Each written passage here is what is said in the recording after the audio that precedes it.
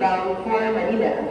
Please be advised that the check-in counter will close 15 minutes from now. Kindly proceed to Cebu Pacific check-in counter immediately.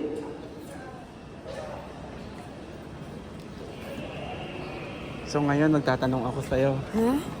I-re-record ko lang, documents ko lang. Anong pakiramdam mo ngayon na mabiyahe ka na ngayon ng Manila? Ay, naku, hindi ko alam. Hindi ko alam.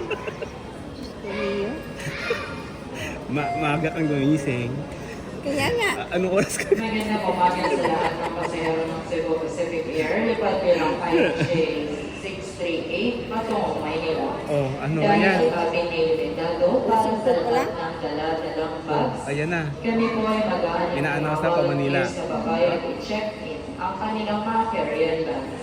Ang aming mga customer service agent ay maglilibot upang maghanap ng mga volunteers. Maraming salamat po.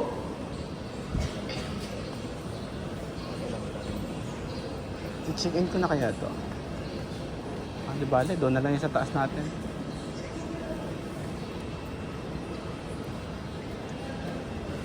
How many years na hindi ka nakababa ng Manila? Ay, Mama. Jesus, mula nung maliit pa ako wala ko dyan. Ang, hindi. Ilang taon? Nung... Ay, wala. Hindi mo na matandaan. Wala na tandaan.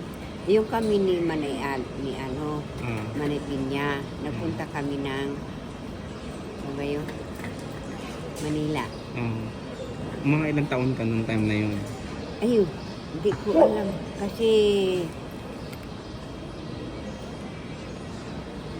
ano pa lang eh, wala pa si Angga.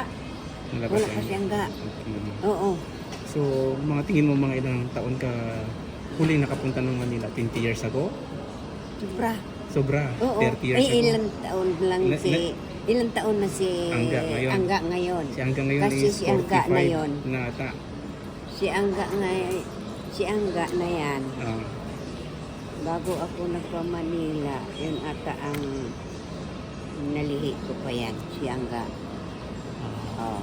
Ay di ibig sabihin, tatlo pa lang yan sila. Si Bibi, si Boy, si Milot. Yan pa lang ang anak ko.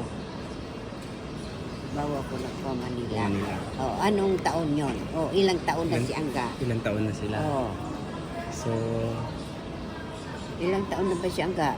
45 na ata si Angga. Oh, ay Ayun, ganun din. 45 na rin yun ng... 5 years. Oo. So, yun, mag-line Pero na tayo. ano, Mag-line na tayo. So, baka mahuli pa tayo. O sige na, mauna ka na. Documents na ako.